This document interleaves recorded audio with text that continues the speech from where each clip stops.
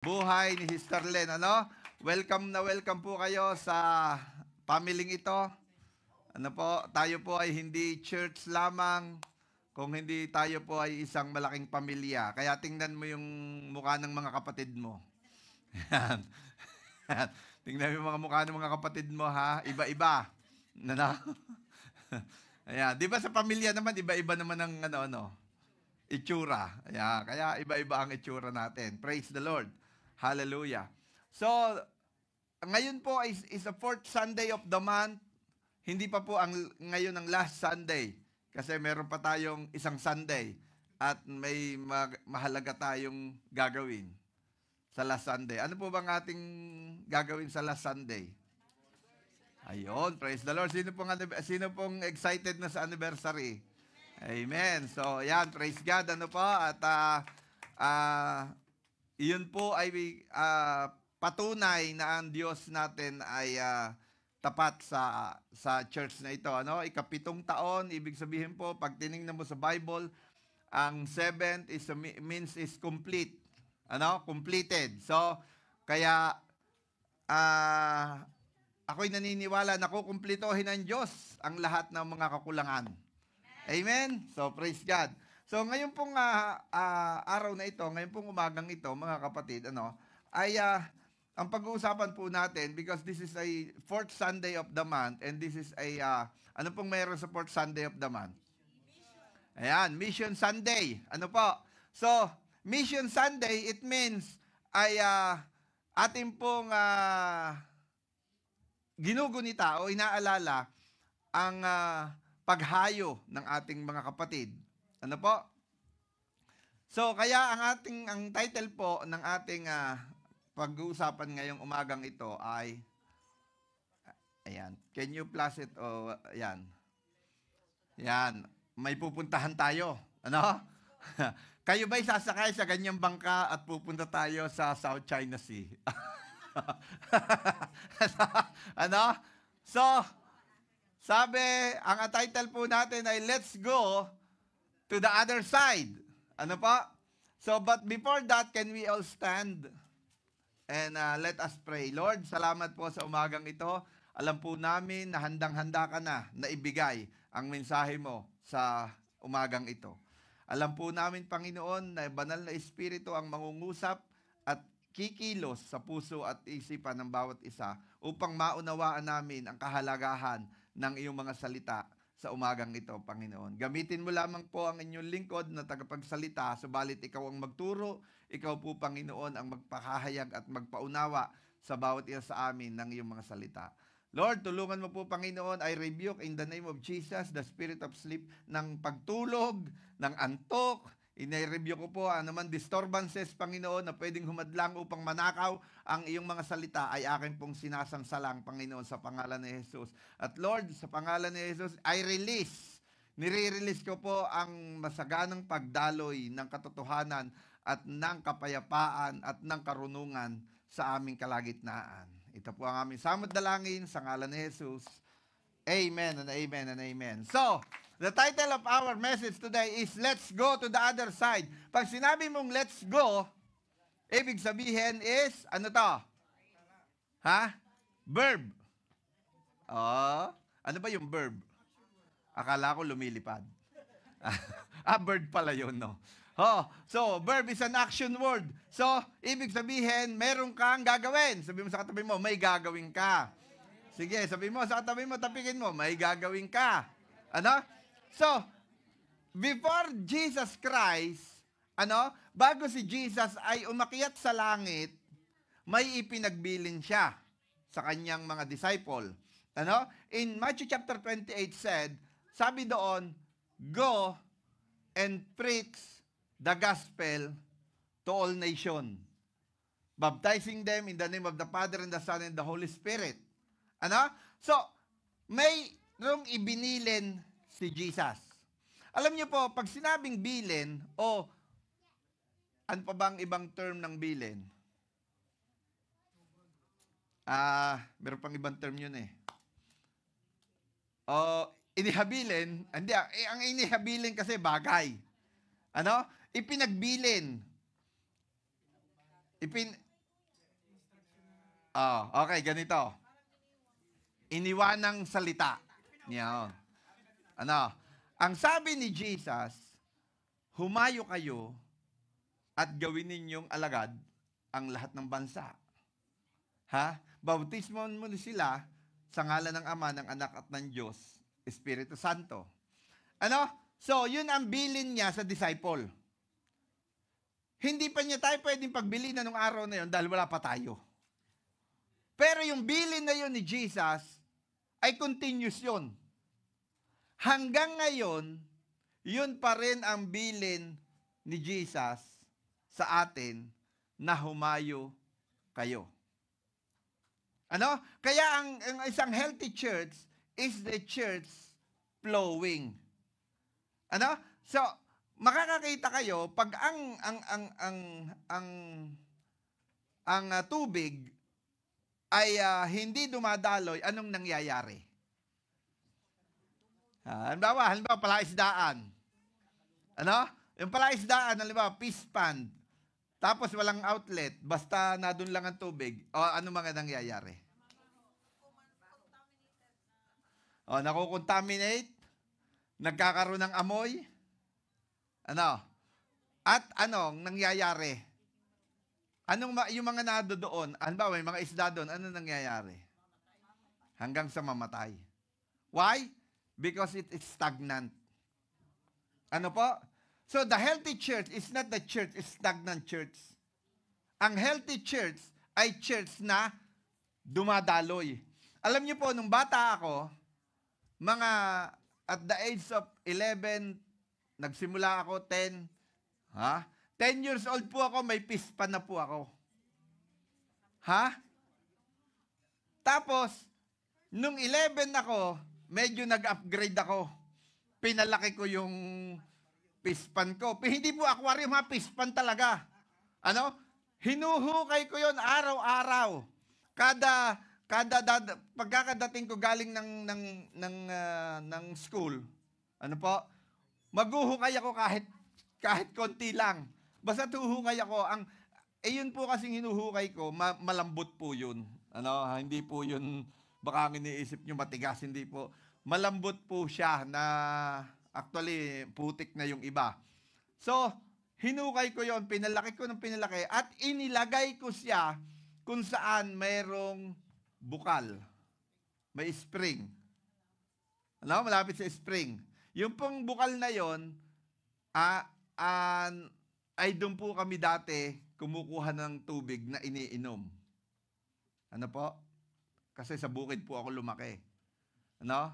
Na pag minsan yung bukal na yon, bubugawin mo muna yung palaka para umalis tapos nakakakukuha ng tubig. Kaya kung umihi yung palaka doon, nainom mo na yung ihi ng palaka, ano. Pero praise God, lumaki pa rin po ako, ano. So, kaya, bakit doon sa bukal? Kasi, yung bukal, yung spring, continuous ang tubig. Hindi po ba? So, kung continuous ang tubig, nagpo-flow yung tubig. Kaya, ang lalaki ng mga tilapia. No? Ang lalaki po ng mga, ng mga alaga kong isda noon. So, bakit? Kasi, healthy yung fish pan. Ano po? So, kaya ang isang nagpo-flow na fish pan ay mas healthy kaysa mga hindi nagpo-flow. Ganon din ang church. Ang church ay healthy pag nagpo-flow rather than the stagnant church. Ano po?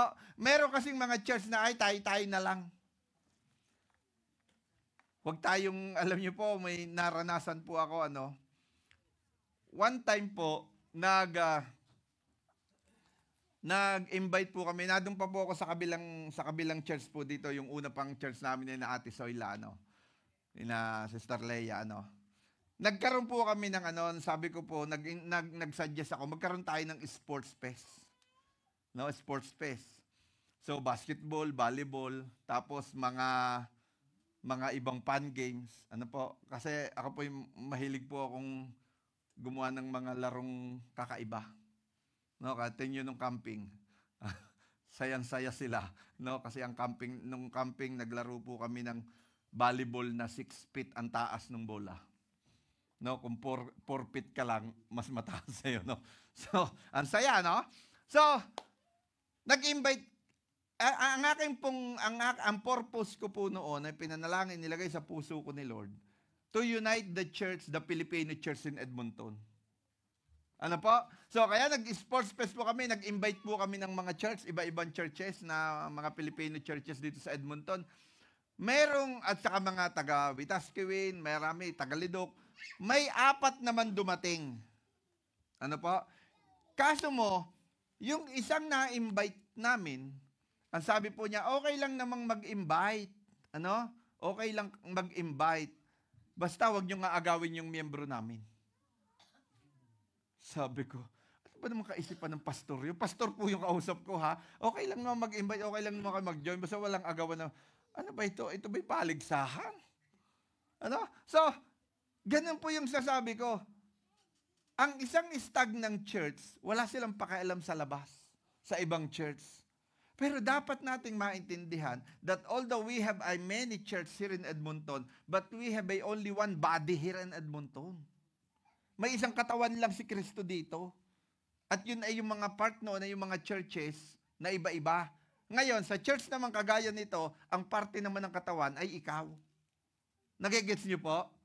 May local church, it means the local church is the part of the church, is the body of Christ here, is you. Pero meron namang community church which is yung buong bayan at ang parts naman ng body noon ay mga churches. Ano po? Na dapat ay nagkakaisa. Amen po ba? So, ngayon, overflowing, dapat ay nagpo-flow, nag-overflow para masunod natin ang bilin ni Jesus. Alam niyo po, sino po dito yung nakaranas na may mamamatay sa inyo, may bilin siya? Meron ba nakaranas sa inyo? Ano pong bilin?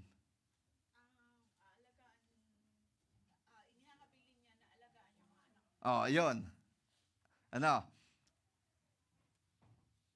Aalagaan yung mga anak. Ano? Ganun po. At yun po ay sinusunod ng mga naiwan. Hindi po ba?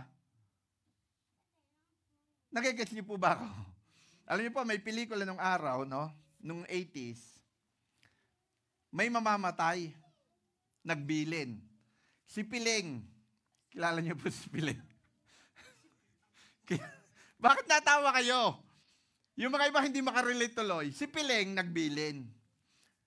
Ang title po ng pelikula, Mang Kepweng. No?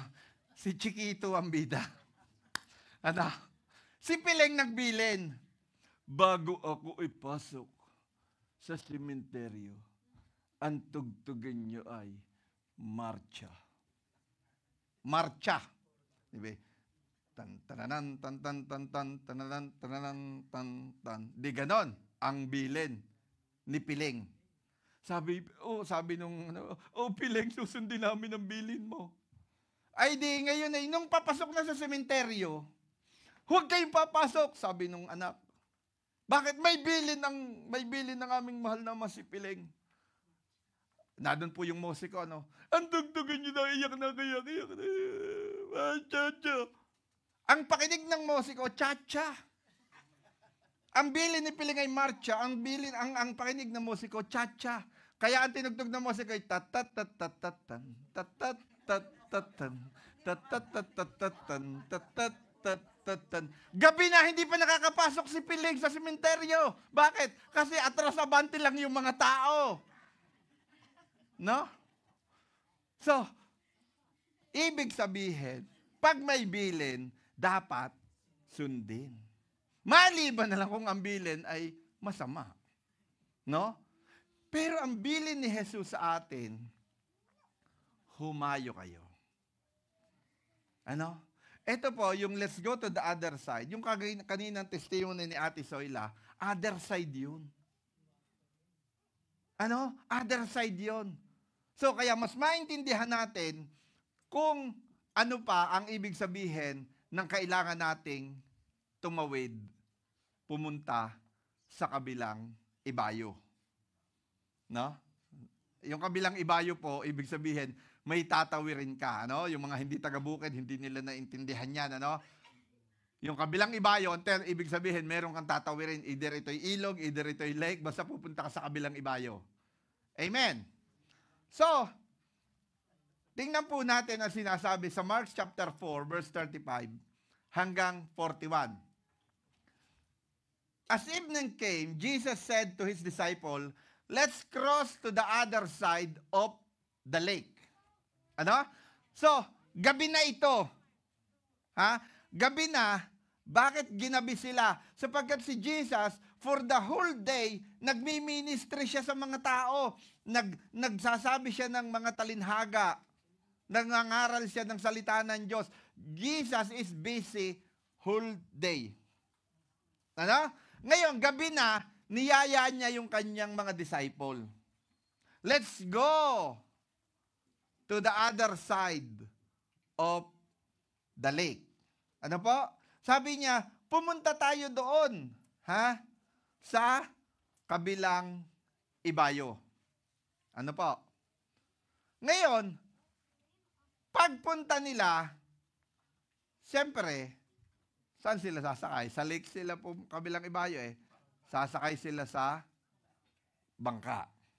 No? Hindi po yan yung totoong sinakyan nila, pero parang ganyan lang din. No? So they took Jesus in the boat and started out, leaving the crowds behind, although other boats followed. Ano?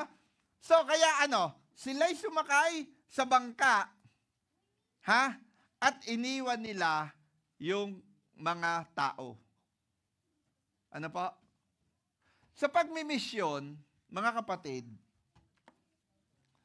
meron ka talagang iiwanan. Ano? Hindi ka makakapag-misyon nang wala kang iiwanan. Meron ka talagang iiwanan. At iniwan nila yung mga taong kanilang tinuturuan for a while. Ano? Alam nyo, isa sa pinakamahirap na pakiramdam ay ang taong aalis. At ganun din ang taong iiwanan. Both side ay hindi madali. Amen po ba? Siguro naranasan nyo, nung kayo'y pupunta dito, mixed emotion kayo. May excitement sa puso nyo, but on the other side of your heart, ay nalulungkot ka. Kasi iiwanan mo na yung mga mahal mo sa buhay, family mo, mga tropa pips mo, o baka may girlfriend ka pa doon, o kaya'y boyfriend. Ano? So, kaya hindi madali. So, pero si Jesus, iniwanan muna niya. No? Sabi ko po sa inyo sa pagmimisyon, hindi maaring wala kang iiwanan. The first time that I joined in mission, nung ako ay hindi pa po ako pastor noon. Ako po ay nasa situation ng decision making. Na ako po ay nagde-decide kung ako ba talaga ay magpapastor o ako ay hindi magpapastor. Kasi nangyari na ang lahat sa akin noon. Wala na akong trabaho. Nawala na ako sa trabaho ko. At ngayon, sinasabi sa akin ng pastor namin, yung senior pastor namin, kaya ka nawalan ng trabaho kasi tinatawag ka ni Lord. Hindi ko po mapaniwalaan na ako'y tinatawag ng Panginoon during that time. Kasi laging ang inilalagay ng kaaway sa isip ko, hindi ka qualify. Paano ka magiging pastor? Ikaw ay ganito, ikaw ay ganito. Ha? Lahat ng aero'y nasa iyo. Oh. Alam niyo ba yung mga aero? Baka aeropostal lang sinasabi niyo. Ikaw ay lasinggero, ikaw ay ganire, ikaw ay babaero, ikaw ay ganare. Lahat. So, ibinabalik lahat ng kaaway sa mind mo, ang lahat ng mga negativities na nasa iyo dati. Bakit? Para hindi ka mag-decide na mag-let go. Ano? So kaya dumating sa point na sabi ko, nag-announce sa church, meron po tayong gagawing misyon. Pupunta po tayo ng Aurora, Quezon, doon po sa bayan ng Dilasag, sa barangay Dimaseset, at tayo po ay magmimisyon sa mga dumagat. Alam niyo yung dumagat? Ha? Yung mga native na nakatira sa malapit sa dagat at sa bundok. Kaya dumagat, no?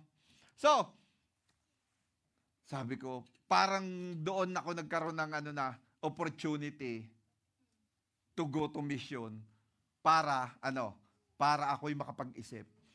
Ang anak ko pa lamang po noon, si Sayon pa lang, no? Wala pa po si Dave, wala pa po si Hannah. Si Sayon pa lang noon ang anak ko. So, iniwanan ko yung mag-ina ko. Ano po? First time na iiwanan ko yung aking mag-ina noon upang ako'y sumama sa misyon. So, kaya sabi ko sa inyo, lagi kang pag ikay pupunta, mayroong kang iiwanan. Anong ibig sabihin doon? Merong ka laging sacrifice. Si Jesus nga po, langit ang iniwanan niya eh. Hindi po ba? Si Jesus, ang iniwanan niya ay langit para pumunta sa lupa, para saktan, para mamatay, dahil mahal ka niya. Amen? So ako, iniwanan ko yung mag-ina ko, pumunta ako ng Dimaseset. Ay naku po. Sabi ko po sa inyo, papunta pa lamang, baler pa lamang po, papunta pa lang baler. Yan, alam ni Brother Fredo yan. Ha? Pigil-pigil ko na ang aking tiyan. Kasi ang daan doon ay, pag ganon. Tapos, nung makarating kami ng baler, wow, ang ganda pala ng barel. Baler. Bigyan mo nga akong tubig, nagkakabulbul ako eh. So, ang ganda pala ng baler kasi may dagat, alon, maganda, no? Yung palang aming dinatnan baler is half of our, lamang yon trip. Meron pa palang kalahati. Ay ang layo na nung baler. Hindi po ba? So, kaya yung nagtuloy kami, kumain lang kami doon sa baler, tapos nagtuloy na kami, at mas matindi pala ang aming tatahakin. Kasi yung baler na yon, medyo maganda pa ang daan. Samantalang from Baler to Kasiguran to Dinadyawan to Dimaseset, alam niyo po nung araw, ngayon maganda na nakita ko maganda na. Nung araw po, hindi pwedeng magsalubong ang dalawang sasakyan. Kailangan titigil lang isa. Kasi ang kalsada, iniukit lamang sa bundok. At pag ganun at pagkalili kung ganyan, yung ibang part ay nalalaglag pa. At mga kapatid pag tiningnan mo, pag nadong ka na sa tuktok ng bundok, pag tiningnan mo ang ilog, ganito lang kalaki. Ganito lang po kalaki ang ilog. Pag bumaba ka sa ilog, kasi laki ng Saskatchewan River. Imagine mo kung gano'ng kataas yun. Tapos ang mga driver, at wala pong tulay, lahat ng ilog lulusong ang sasakyan. Ako'y sa bubong ako nakasakay. Sa bubong. So, kaya talagang napakahirap. Sabi ko, grabe. Talagang, hindi naman ako sumuka, pero talagang malapit na. So, may sacrifice. At dahil doon talaga ako kinausap ni Lord. Doon ko naranasan na nakausapin ako ng Panginoon sa pamamagitan ng kanyang salita. Sabi ko, Lord, ngayon naririto ako, wala ang family ko, wala ang sino man dito. Nasa puno ako, nasa ilalim ako ng puno ng akasyang malaki, nakaupo ako sa ugat. Sabi ko, Lord, kausapin mo ako. Pagbukas ko po ng Bible, kasi ang worries ko noon, kaya ayaw ko mag-full time, kaya ayaw ko mag-pastor. Ang pastor walang pera. Anong ipakakain ko sa anak ko? Anong ibabayad ko dun sa apartment na aming inuupahan? Ang pastor walang pera. Hindi mo ba? Noon yun! Ano? Noon yun. Ano? Kaya nga po may babae. Ang sabi niya ganito, kumanta siya. Kung ako'y mag-aasawa, kung ako'y mag-aasawa, ayoko ng pastor. Sabing gano'n, ano? Ang bahay, hindi sa kanya. Ang bulsa, walang pera. Kung ako'y mag-aasawa, ayoko ng pastor. Noon yun. Kasi tapos na yung mga panahon noon. Ngayon, nakakita yung babae ng pastor. Nakakotse, magandang bahay, tapos ang daming pera. Kung ako'y mag-aasawa, kung ako'y mag-aasawa, ang gusto ko'y pastor. Ang pera, bigay sa kanya. Ang kotse, bigay sa kanya. Ang bahay, bigay sa kanya. Kung ako'y mag-aasawa, ang gusto ko'y pastor. Oh, di ba? Kaya, noon, ganun ang worries ko. So, sabi ko, nag-decide ako, Lord, sige po, susunod ako. Ako po nag-decide na ako magpapastor na. Sige po, Lord. Pagkababa ko ng bundok, bundok po yun yung aking inakyatan, doon po ako pagkababa ko, nag-worries na naman ako. Sabi ko, naku, sige, ginawa ko yung aking desisyon, hap-hap. Sige, magpapastor ako. Pero, mangungontrata pa rin ako. Sabi ko, ganun, no? So, ayaw ni Lord pala yun. Kaya, antemano dumating ang pagsubok na matindi sa aking desisyon. Pag uwi namin, galing ng Aurora, halfway before Baler, may landslide. Di kami makatawid. 3 days. Stranded kami sa gitna ng bundok. Wala kaming pagkain mabibili. Walang McDonald's doon, wala doon Jollibee, walang pagkain kang mabibili. Ngayon, ang baon naming kanin, isang kalderong kanin, for lunch lamang yon. Wala kaming ulam kasi ang plano namin, bibili na lang kami sa somewhere na bayan na aming madadaanan ng ulam. Wala kaming ulam. Kanin lamang meron kami. Ano? Hindi kami maka-atras kasi ang dami na ng mga sasakyan na sunod-sunod. Hindi ka pwede magmaniobra kasi nga maliit ang kalsada. So wala kang choice kundi magstay. At ulan ng ulan.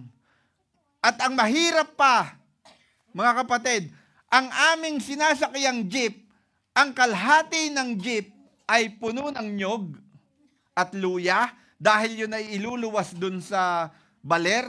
At ang kalahati ng aming jeep ay 3 baboy na buhay. Naulan ng malakas, wala kang silungan, kasi nga ako'y sa bubong nakasakay, kasi ilang oras lang naman ay ina-stranded kayo.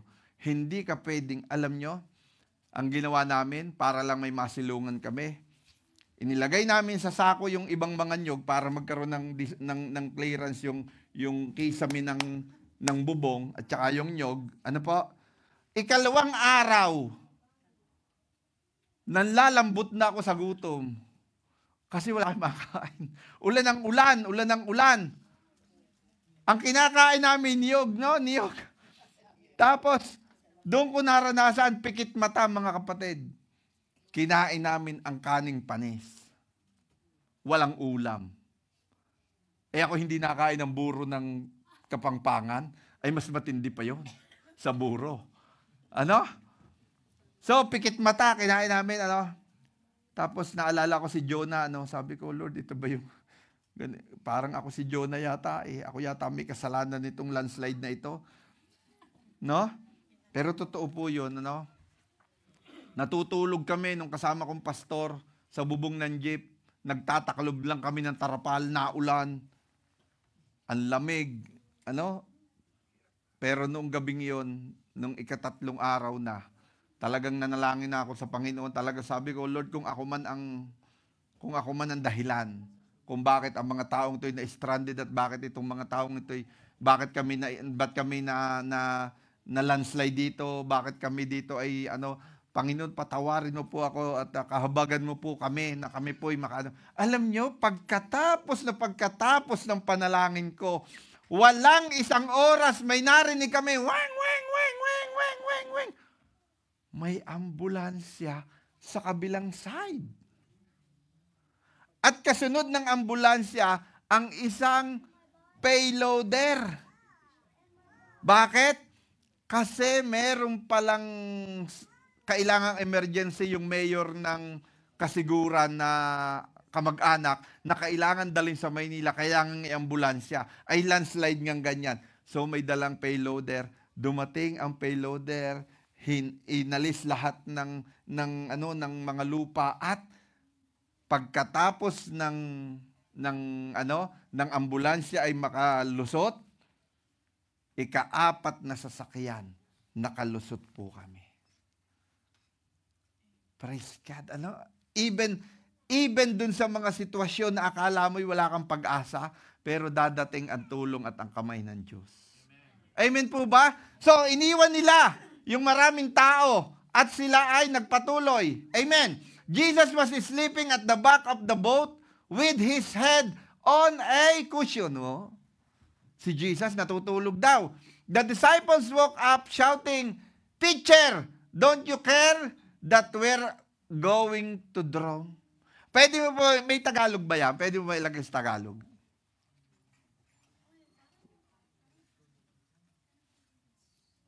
Tingnan po natin. Ha? Mas maganda sa Tagalog yun eh. Yung verse na yun eh.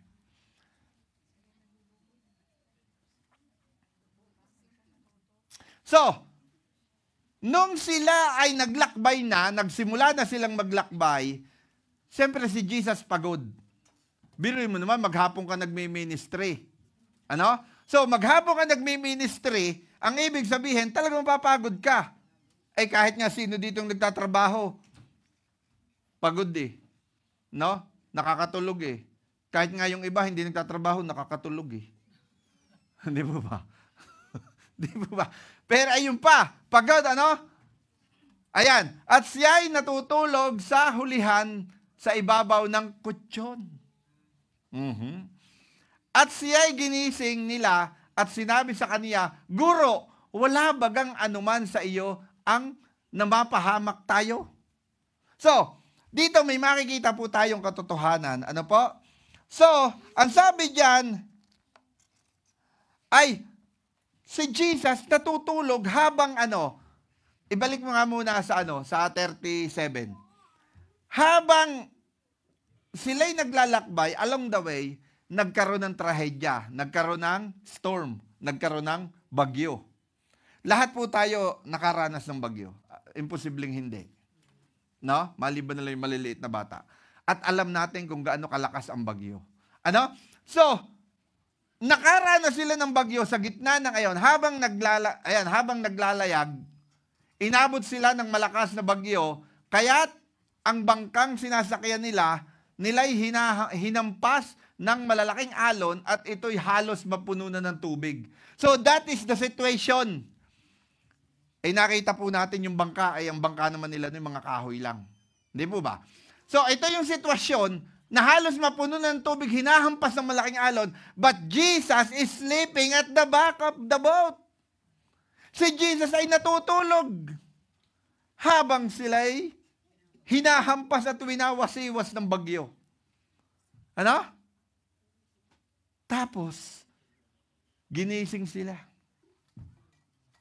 Alam niyo mga kapatid, this situation is the test for the disciples. Itong sitwasyong ito na nararanasan nila during this time ay pagsubok sa mga disipulo, sa kanyang mga alagad. Bakit? Kita mo nga si Jesus, prenting-prente na sa kutsyon, natutulog. Yung mga disciple, hindi na magkaintindihan kung anong gagawin. Pero si Jesus natutulog lang eh. Hindi po ba? Sa buhay po natin, ganyan din. May mga situation sa buhay natin na tayo binabagyo. Tayo hinahampas ng bagyo. Tayo ay mayroong storm na dumadaan sa buhay natin. Pero si Jesus, nadyan lang. Kasama mo. Kahit paano ang bigat at lakas ng bagyo, ng pagsubok na dumadaan sa buhay ng tao, pag si Jesus kasama mo, hindi ka dapat matakot. Kasi sila'y nakasakay sa isang bangka. Like us. Tayo, kagaya dito ngayon, tayo'y nakasakay sa isang bangka.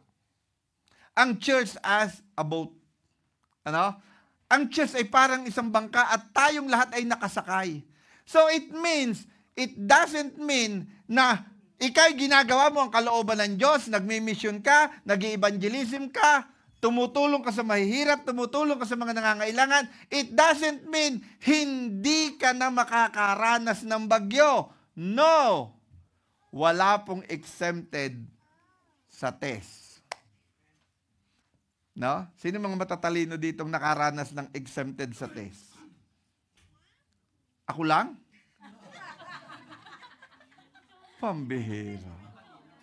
Aba, ako kahit po ako'y bulakbol nung araw, nung ako po ay nag-aral na ng nasa vocational courses na po ako, one time, namyesta po kami. Ano? Alam niyo naman sa atin, pag piyesta, libre pagkain no? So, namyesta po kami. Ayun po ay final exam na po namin yun noon, ano? So, medyo late na kami, no? Tatakbo ko, ay ang layo po nung room namin dun sa gate ng school. Tatakbo kami kasi exam na ay matindi pa yung aming teacher doon. Sa math po yung exam namin noon. Matindi yung teacher namin noon, si Mrs. Puyo. Ano? Pag ikaw ay na-late doon, hindi ka nung pakukuhanin ng exam, palalabasin ka noon. So, madali kami, pagod na pagod kami, ano? Pagdating, si Mrs. Puyo na doon nasa harapan ng pinto, nakaganyan sa harapan ng pinto si Mrs. Puyo, ano? Sabi, mabilangan. Bumalik ka na. Sabi ko, ma'am, pinapasok niyo nga yung mga kaklase ko, bakit ako hindi? Bumalik ka na. Pagod na pagod pa rin ako, hingal ako, no? Sabi ko, ma'am, parang awa niyo na, pakuhanin niyo naman ako ng exam. Bumalik ka na. 3 beses, no? Bakit po ba? Exempted ka. Wow!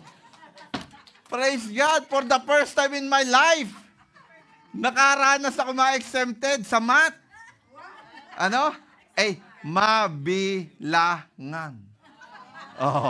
Ay puro bilang Ano? So, hindi pa totoo po yan. Ay nakatingin ang Diyos kung hindi totoo. Ay ako yung So, kaya pala ako pinababalik, ganun, ano?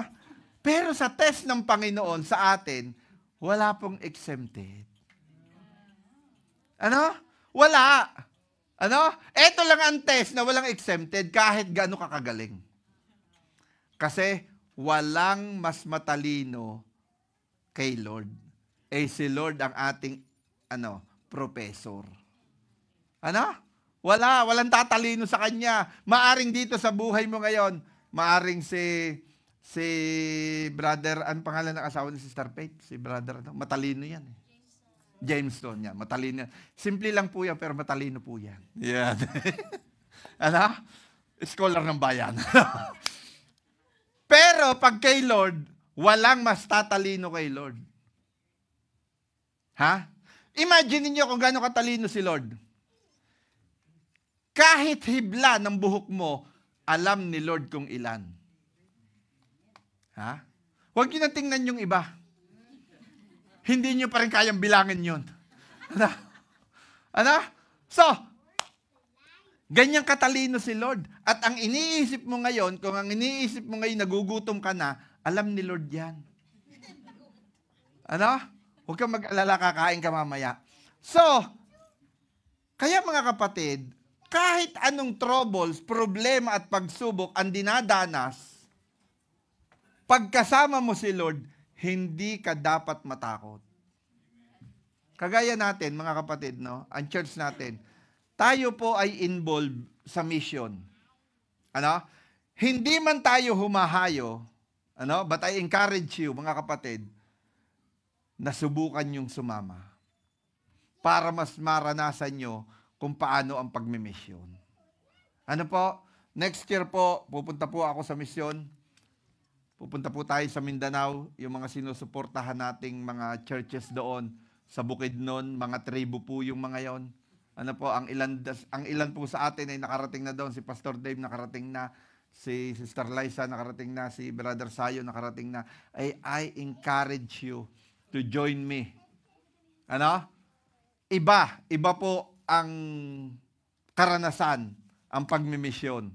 Ano po, yung talagang nakikita mo yung present situation at talagang makikita mo, maaawa ka talaga. Alam nyo, tayo mga kapatid, ang church natin, carpeted, ang church natin, ang pulpito natin, fiberglass. Doon po ang pulpito, talagang gigiwang-giwang at ang sahig, walang sahig, lupa. Ang inuupuan nyo, may kutsyon, malambot. Doon ang inuupuan, mga kahoy na nakaganito lamang, wala sandalan, kaya doon, bawal matulog. Kasi pag inanto ka, lagapag ka sa likod. Ano? Ay, sasabihin, hindi, na-explain lang yan, Pastor, sa sobrang ganda. Maganda yung ganun, alisin natin ng sandalan no, para yung mga natutulog, lagabag sa likod. Ano? Amen? So, tingnan nyo po ito ha. Si Lord, papabaya ang kanyang dumaan sa storm. Imposible na hindi alam ni Jesus ang nangyayari sapagkat siya'y kasama sa bangka. So, ibig sabihin, sa buhay mo, kung kasama mo si Jesus, kung tinanggap mo siya bilang Panginoon tagapagligtas ng buhay mo, alam ni Lord ang nangyayari sa'yo. Pinababayaan ka lang niya. Bakit? Para ikaw ay mag-mature. Amen po ba? Si Jesus natin sa bangka, natutulog lang eh. Hayaan mo lang yan. Imposibleng hindi niya alam. Alam niya lahat ng nangyayari. Kaya lamang inaalaw ni God na maranasan ng mga disciple na halos sila'y mamatay na, halos lumubog na ang bangka, kung ano ang kanilang gagawin. Take note. Ha? Disciple ng mga to. At ang lahat ng authority, ha? Di ba sila'y nung tumagal na, sa Book of Acts na, nagpapagaling na rin sila ng mga may sakit. Ha? Sila'y gumagawa na rin mga himala. Pero in this particular time, ha? Nalimutan nila na si Jesus ay kasama nila. Ang sinabi, ha? Malalakas na alon, halos mapuno na ng tubig. Si Jesus ay natutulog noon sa may hulihan ng bangka, nakahilig sa isang unan. Ginising siya ng mga alagad at sinabing, Guro, baliwala ba sa inyo kung mapahama kami? Kapatid, if you are suffering, may sakit ka, halimbawa may problema ka, sa palagay mo hindi alam ni Lord? Alam ni Lord yan. At sa palagay mo, kagaya ba ng sabi, wala ka bang baliwala ba sa inyo kung mapahama kami? Kapatid, hindi lang solusyon ng problema mo ang kayang ibigay ni Jesus. Ang buhay nga niya, ibinigay niya para sa iyo eh. Yun pang solusyon ng problema mo, ang hindi niya kayang ibigay, tinetesting ka lang. Alam niyo po, sa pagmimisyon, nitong mga nakakaraang mga taon, nangusap ang Panginoon sa mission team. Ito po yung ang pangalan ng mission team natin ay Rising Mighty Wind Mission Team. At ang inyong pong lingkod ay isa po sa founder ng Rising Mighty Wind Mission Team.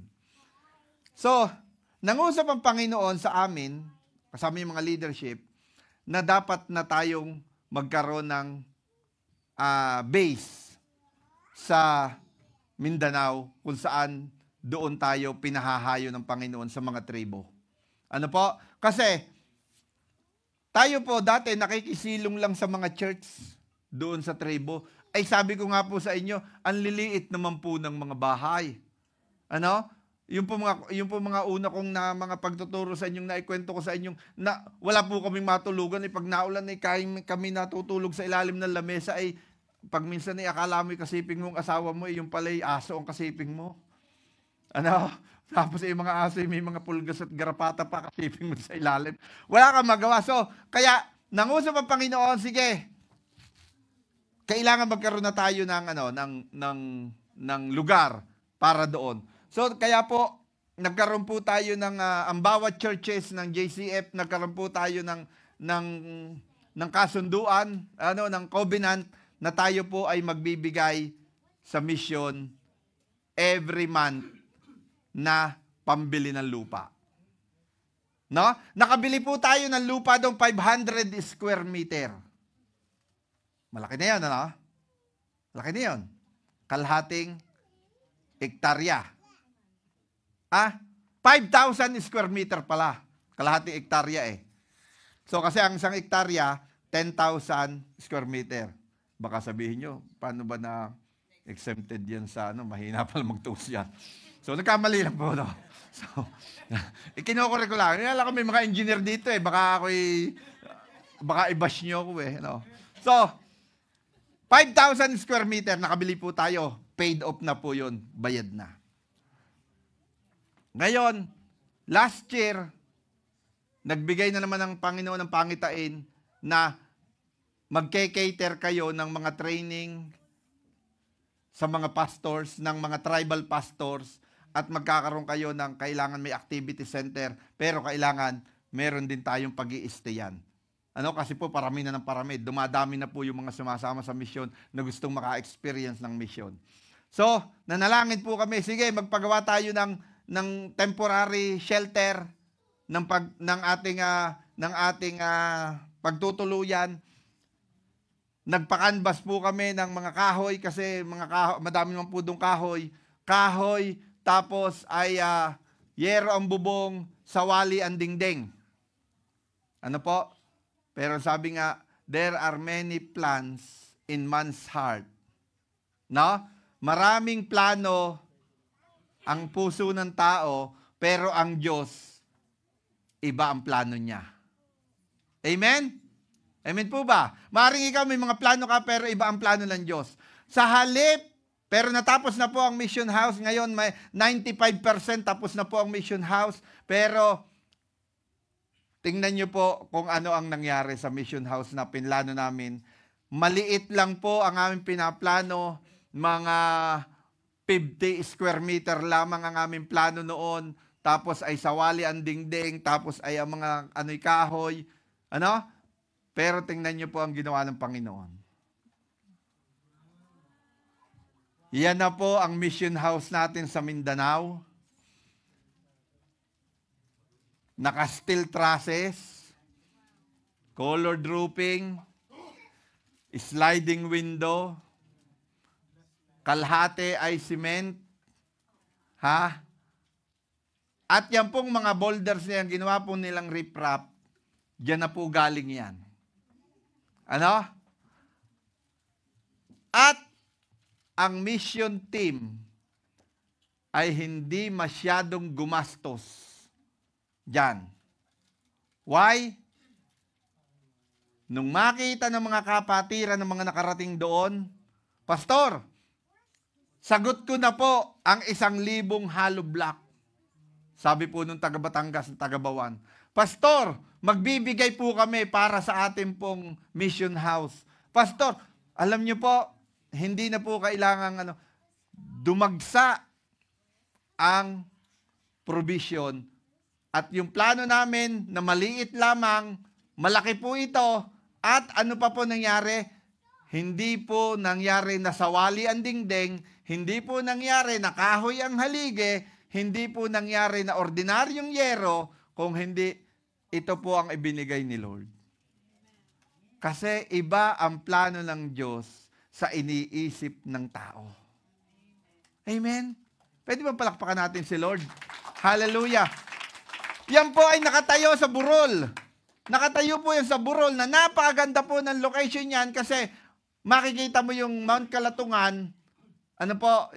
Yun po ay nasa bukid no, napakaganda. At pagdating po ng 3:00 ng hapon, mga kapatid, ang pagpo bumababa na dyan. Ano? So, may problema pa kami. Kasi yan ay nasa may burol, wala pong kalsada. Pero si Lord, laging may solusyon. Amen? Merong isang kandidatong mayor na ito po'y kapatiran, Kristiyano. Ano po? Nung malaman niya, kontratista din po ito, nung malaman niya na kailangan ng karsada, kailangan ng makatawid, may tulay na kailangan gawin, alam niyo po, nagpadala siya ng mga culvert. Alam po yung culvert, yung concrete pipes. Nagpadala siya, nilagay doon sa kanal, tapos kasunod noon yung bulldozer na ipinadala niya, dala-dala nung truck na malaki. Binuldozer po yan, kaya flat na po yan ngayon, at ginawa ng karsada free of charge. Amen? Pwede mo palakpakan natin si Lord? Kaya, mga kapatid, tayo po, tumutulong po tayo. Nagpapadala po tayo ng tulong sa pagmimisyon. Ano po? At alam nyo po, ito pong dahil na kumpleto na po yan, pwede na pong mag-held ng mga trainings at mga equipping para sa mga tribal pastor at marami na pong ibang mga tribu pang mga naaabot ng atin pong mission team. Hindi man po tayo ang pumupunta, pero tayo po'y nagiging bahagi. Bakit? Kasi yung pong ating mga offering na binibigay sa misyon, ipinapadala po natin sa kanila. Amen po ba? Kasi po, ang mission, meron po siyang 3 component. Merong goer. Yung goer, yun yung mga lumalakad, pumupunta. Yun yung mga nagsasacrifice. Yun yung mga nang iiwan ng mga mahal sa buhay. Ano po? Merong mga intercessor. Ito po yung mga nananalangin sa mga missionaries. They are committed to pray for the missionaries. Ano? At meron pong sender. Yung sender, ito po, doon po tayo naka-align sa sender. Kasi ang kaya lang po natin gawin ay magbigay ng tulong. Kaya mga kapatid, alam niyo ang sabi ng Bible, isang kaluluwa na mapadagdag sa kaharian ng langit, ang buong hukbo ng mga anghel ay nagpapalakpakan at nagdidiwang sa isang kaluluwa. Kaya mga kapatid, hindi man tayo pumupunta, pero tayo'y tumutulong at nagpapadala. Ang reward ng pumupunta, ang reward ng nananalangin, ang reward ng nagpapadala ay isa lamang. Amen po ba? Kaya mga kapatid, but I challenge you, gusto ko po kayong isama. Busy ako, pastor. Alam niyo, ang mga tatawag ni Jesus, yung mga busy. Diba? Si Peter, si John, anong ginagawa nila? Busy sila, mangingisda sila, di ba? Busy sila, nangingisda sila. Pero nung tinawag sila ni Lord, anong ginawa nila? Iniwanan nila yung kanilang bangka at yung kanilang pangingisda at sumunod sila kay Lord. Hindi ko sinabing mag-resign kayo sa trabaho nyo. Wala akong sasabing ganyan. Ano? Pero, huwag mong sasabihin lagi, ay busy kasi ako eh. Ay baka nakabalik na si Lord. Nasaan na kayo mga tao dito? Kasi ngayon lang uli ako nakapag-church eh. Bakit wala na sila? Ay kasi busy ka, naiwan ka na. Di ba? Kaya yung mga busy, naiiwan. Amen. So, kaya maging busy tayo kay Lord. Hallelujah! Amen po ba? Ayan, pakibalik nga doon sa na wala ang control ko.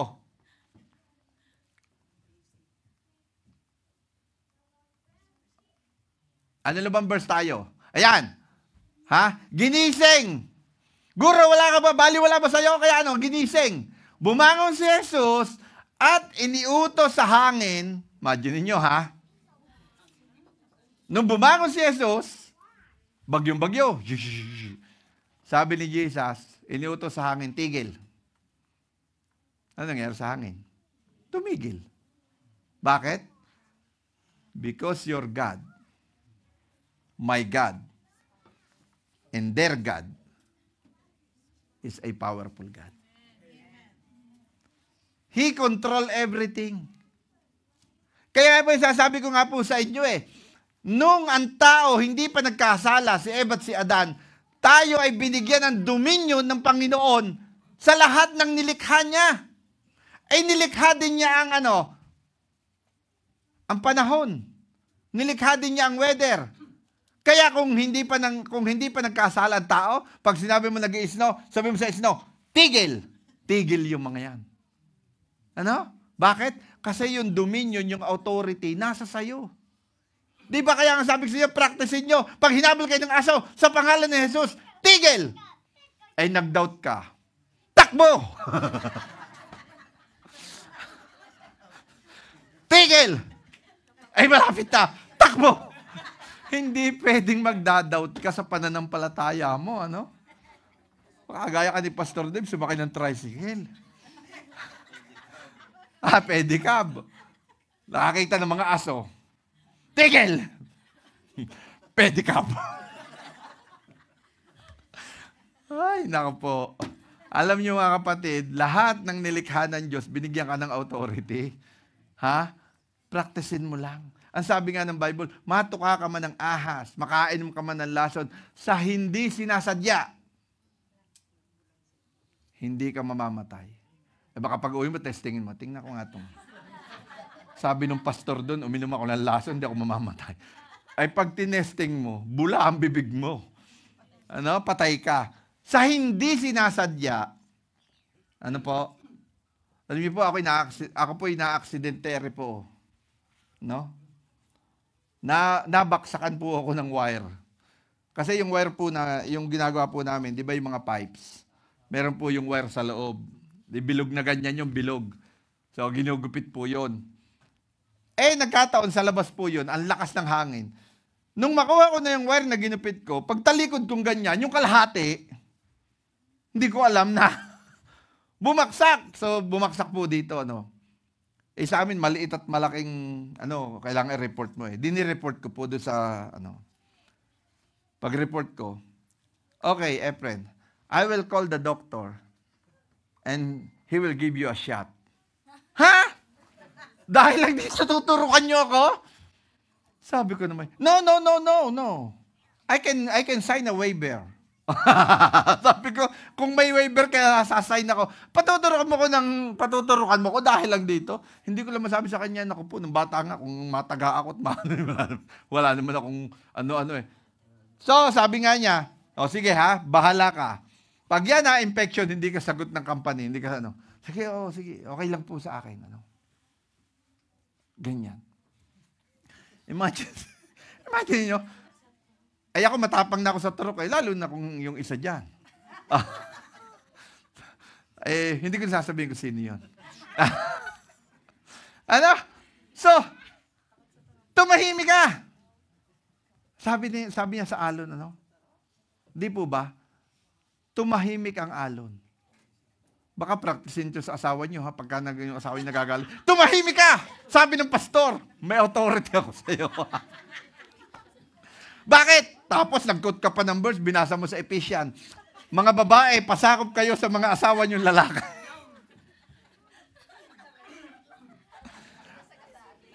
Yun namang babae, nag-quote din ng verse, nasa Ephesians din. Duduksungan ko yan. Mga lalaki, mahalin niyo ang inyong mga asawang babae. Kaya hindi mo ko dapat sigawan at patigilin dahil mahal mo ako. Kaya magsasalita ako dahil mahal mo ako. Nagkaroon ng Mamalansya ka! Mamalengke ka! Ha? Sabi ng asawang lalaki, laki ang bata dito. Amen? Parang nakaka-relate yung iba. Amen? So mga kapatid, ang test sa kanila, bagyo. But here, nung bumangon si Jesus, ipinakita ni Jesus ang kanyang authority. Anong problema meron ka na walang authority si Lord? Lahat ng problema mo, kontrolado ng Panginoon. Amen? Dito, sa isa, lumabas ang kanilang kulang sa pananampalataya. Walang pananampalataya. Kasi kasama nila si Jesus. Si Jesus nga, kalmang-kalma lang dun eh. Chill-chill lang siya dun eh. Ay, ang sarap, ang lakas ng alon, parang idinuduyan ako. Di ba? Ay, dapat ganun lang din ang ginawa niya. Ay, dapat ang ginawa ng mga disciple, si Jesus nga, yung ating Lord, natutulog lang eh. Ba't tayo nag-aalala? Matulog na rin tayo. Oh, di ba? Ay, bakit? Hindi ka naman kasama mo si Lord eh. Hindi po ba? Nagagets niyo po ba? Kaya lahat ng pagsubok, lahat ng trials na dinadanas natin, as long as nakasama mo si Jesus, hindi ka complain ng complain. Kasi kaya tumatagal ang trial pag ikaw ay reklamo na reklamo. Ha? Eto na naman, ganito na naman, paulit-ulit na lang. Ay, paulit-ulit talaga yan. Pag hindi mo na-overcome. Amen po. So, kaya sabi ni Jesus sa hangin, tigil. At ano nangyari sa hangin? Tumigil. Ang TV, tumigil din. Ayan. So, at sinabi sa alon, hangin pa lang yung tumigil ha, di nawala yung hangin. May alon pa. Pag ganun-ganun pa. Tumahimik ka! Naku, baka ito matindi. Naku, tinuro ng pastor. Sa asawa, tumahimik ka! Huwag. Sa alon mo lang sasabihin yon. Ha? Huwag sa asawa, ha? Amen po ba, mga asawa? Mga asawa, amen po ba? Sabi, tumahimik ka! Tumigil ang hangin at tumahimik ang lawa. Ang solusyon para tumigil at maging mapayapa, si Jesus. Hindi ang biyanan. Ha? Si Jesus. Kung gusto mo na ang buhay mo ay maging mapayapa, maging kalmadong kagaya ng lawa, isama mo si Jesus sa buhay mo. Amen? Pwede palakpakan natin ng Panginoon. Hallelujah! So, tumahimik. Ano po? At kumalma. Amen? Alam niyo po, ngayon po, meron pong, pagbalik po tayo sa mission, Ang isa po sa nagiging, laging pagsubok ng mission team, ng Rising Mighty Wind mission team, ay ang pondo ng mission. No? Kasi siyempre, lahat ng galaw mo, meron niyang kapalit na katumbas na halaga. Nagmi-mission po tayo sa Mindanao. Nagmi-mission po tayo sa Mindoro. Sa Mindoro po, mga mangya naman. Kung kayo ay mahilig maglakad, sa Mindoro ko kayo dadalhin. Kasi 7 oras maglalakad. Para makarating sa church ng mangyan. Yung mga gusto mag-lose weight, doon tayo sa Mindoro. Mura lang po sa Mindoro kasi magbabarko lang tayo. Pero sa Mindanao po, ang cost po from Manila to Mindanao, ang amin pong laging contribution ay 7,000. Kasama na po lahat, pati pagkain, lahat-lahat na po yun. So, ganun lang po, kamura. So, pag sa Mindoro, 1.5 lang. Kaya lang 7 oras ka maglalakad. Yan. So, kaya, ganun po, So, kaya mga kapatid, sabi ko nga, ang lagi pong suliranin ay budget. Pero hindi suliranin yan kasi nga, alam na ni Jesus yan. Ngayon, nagbigay po ang Lord ng impression, nagbigay po ang Lord ng mga pangitain, how to be a tent maker. Yung tent maker, ibig sabihin, yung self-sufficient na ang mission team. kung paano. Pero siyempre, lahat ng bagay na nagsisimula, may sacrifice. No? Hindi ko pa po ito, ibubukas ko po ito sa leadership, no? At napakaganda po ng inimpress ng Panginoon. At I want to be a part of this project, ang iglesia po natin. Siguro sa lahat po ng church ng JCF-LWC, tayo pa lamang po ang hindi nakakaalam. Kasi ni-spread na po yung message na yan doon sa nag-meeting na po sila doon. Tayo na lang po hindi nakakaalam. Pero hayaan niyo po at akin pumubuksan sa inyo. Hindi lang po sa leadership, uunahin ko lang ang leadership, pero bubuksan ko po sa inyo lahat. Ano po? Amen po ba? So, tumigil ang lahat ng kanilang pagsubok sa kapangyarihan ni Jesus. Kaya yung mga nangangamba sa mga papel nila, pag sinabi ni Jesus sa immigration officer, tumahimik ka, pirmahan mo yan. Pirma yan. Amen? Bakit? Bagyo lang yan, no? Alon-alon lang yan. Si Jesus, di ba sabi sa Matthew 6:33, seek first the kingdom of God and His righteousness. Si Jesus lagi ang uunahin mo. Huwag mong titingnan ang problema mo. Kasi, bakit si Peter lumubog nung siya ay Kasi nakita niya yung problema, nakita niya, malaking alon. Lumubog siya. Pero nung habang siya ay nakatingin kay Jesus, nakakalakad siya sa tubig. Lakad lang. Come, Peter.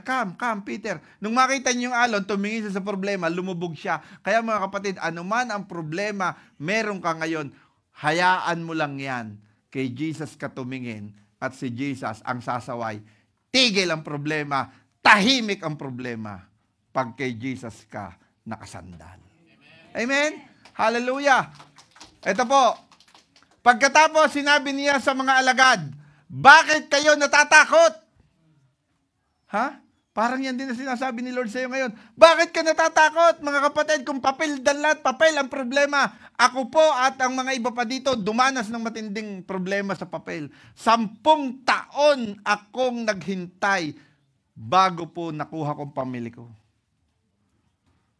Naranasan ko yung implied status. Naranasan ko yung lahat ng status. Ano pang status? Floating status, naranasan ko yan. Ano po? Walang status, naranasan ko yan. Pero, bakit hanggang ngayon narito ako? Kasi pinatigil ni Lord ang lahat ng mga problemang status na yan. Ang sabi ni Lord, tumigil ka na at ito na ang status mo ngayon. Permanent residence ka na. Amen? Ganun lang. Kaya, si Lord lang. Amen? Si Lord lang. Huwag kang bibitaw. Huwag kang bibigay. Sabi nga nung kanta, huwag kang bibigay. Bakit kayo natatakot? You know guys, 365 times ang sinabi ng fear not sa Bible. Ilang araw sa loob ng isang taon? 365 days. It means every day, God tell you, fear not. Huwag ka matakot. Huwag ka matakot na wala kang pambayad sa bayarin mo. Kailangan mo magtrabaho. Bakit? Kasi wala kang pambayad. Wala akong maibabayad. Kaya saka na muna yung prayer meeting na yan. Saka na muna yung Bible study na yan. Saka na muna yung Sunday na yan. Kailangan ko magtrabaho. Sabi ni Lord, fear not Di ba? At pag ikaw ay sumunod sa Panginoon, dun mo mararanasan kung paanong kumilos ang kamay ng Diyos. Kasi dun sa mga bagay na hindi mo na kayang galawan, doon gagalaw si Lord. Amen po ba? Sabi niya, hanggang ngayon ba'y wala ka pa rin kayong pananampalataya? Hanggang ngayon ba? Kaya nga po yung ipinakita ko sa inyo kanina. Yan. Ang sabi ay, meron pong mga iba dun sa mga grupo natin, yung iba, makakapagpatayo ba tayo? Bakit hindi? Ay tingnan mo nga, nung nagsimula, humakbang lang sila. Nung si Peter ay nakasakay sa boat, hindi niya nararanasan ng miracle. Once nung si Peter ay bumaba sa boat, saka niya naranasan ng miracle. Kaya mga kapatid, the miracle start if you step the act of faith. Pag sinimulan mong humakbang sa pananampalataya, dun mo mararanasan ang miracle ng Diyos. Kasi habang ikay nasa bangka, nasa comfort zone ka. Umalis ka sa comfort zone at hayaan mong ang Diyos ang magbigay sa iyo. Amen po. Kaya mga kapatid, napakaraming bagay ang ipinagagawa pa sa atin ng Panginoon. Ang church na to, dito po ako magtatapos. Tayo po ay nakakadalawang taon na sa lugar na to. Amen. Tayo po ay nanggaling doon sa church doon sa itaas.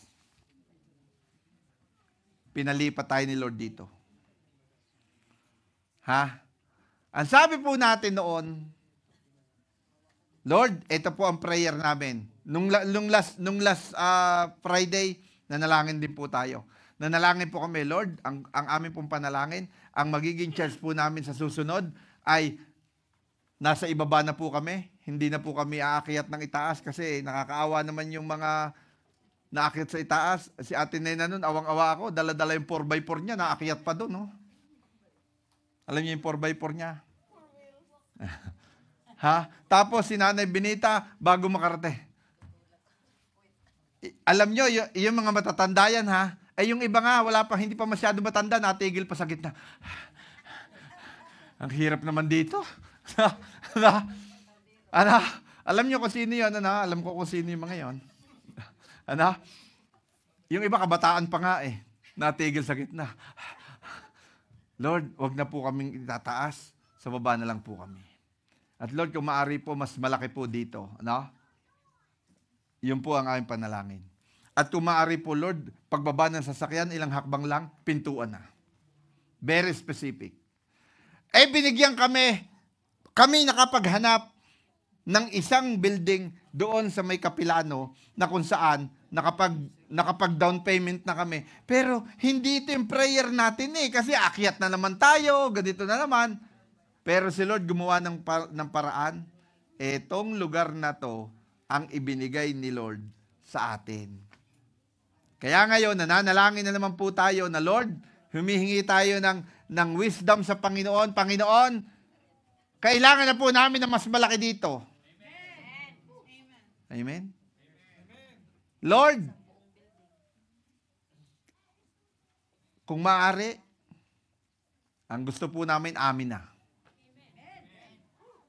Hindi na kami, kung kami may magbabayad, hindi na po rent, mortgage na. Amen? Sa palagay nyo, hindi kaya ni Lord. Kaya ni Lord yan. Bakit? Si Lord kasama natin, natutulog lamang. Baka na doon, natutulog lang yon. Sige, mag-isip kayo, mag-worry kayo. Walang maitutulong yung worries natin. God is sleeping at the back habang ang mga tao tinetesting. Pero habang ikay mananampalataya, samahan mo na si Lord na matulog ka. Kasi God is in control. Amen? Step by faith.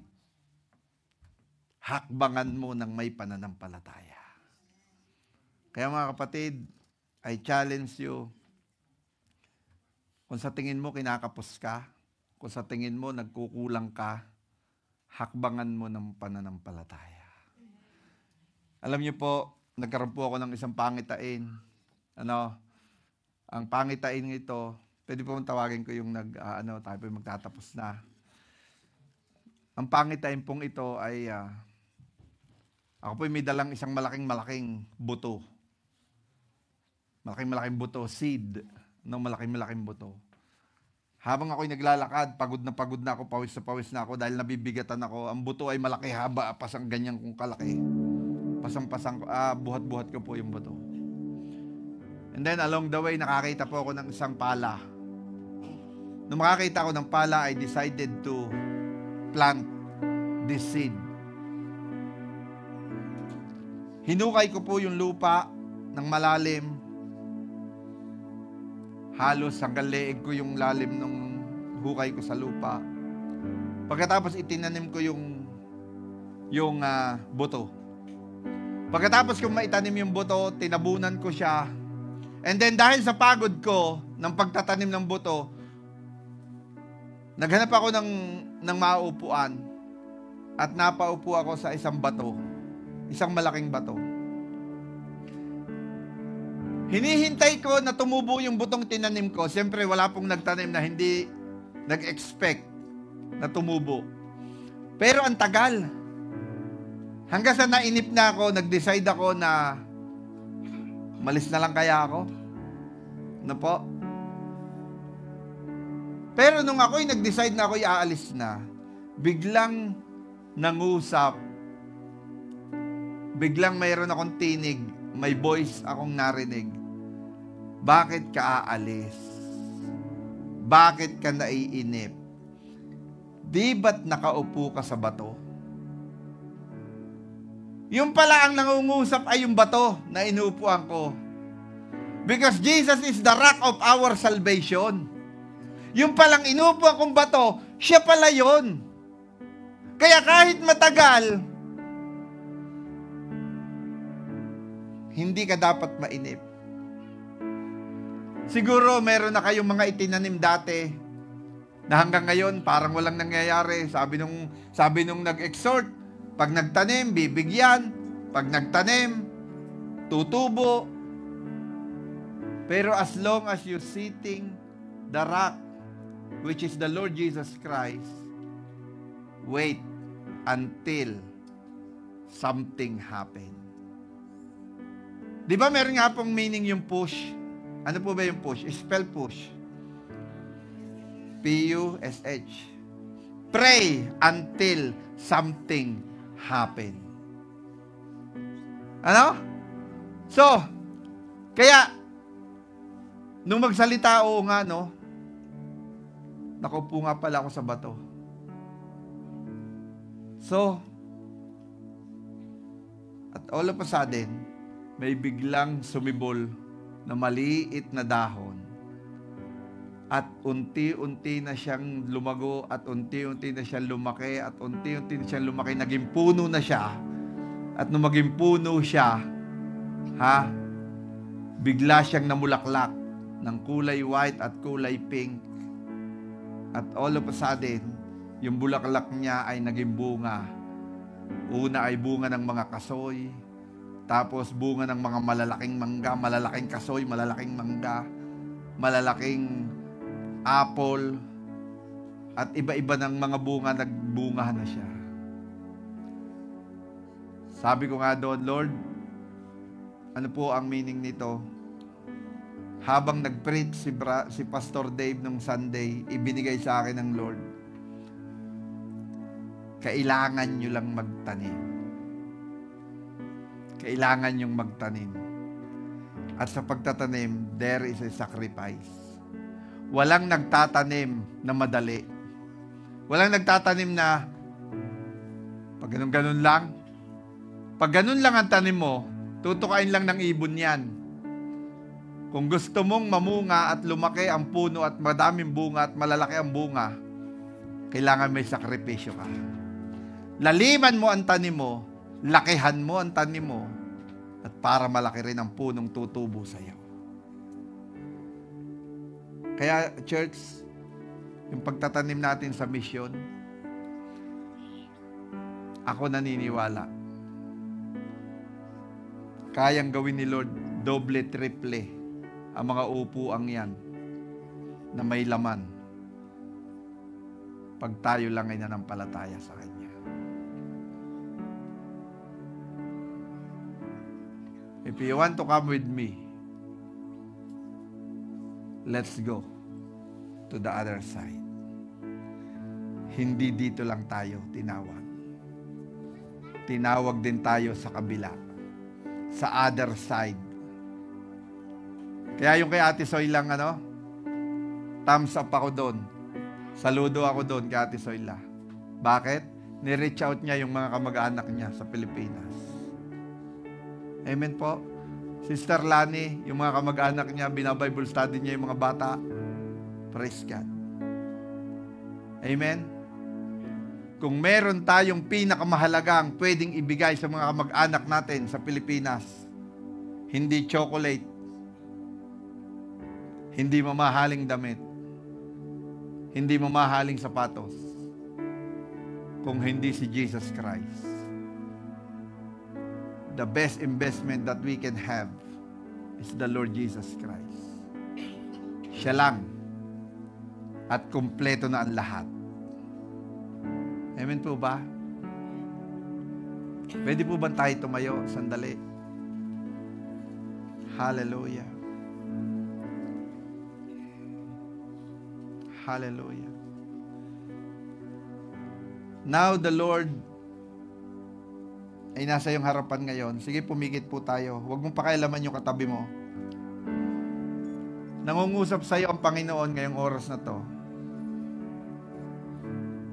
At sinabi ng Lord sa iyo, anak,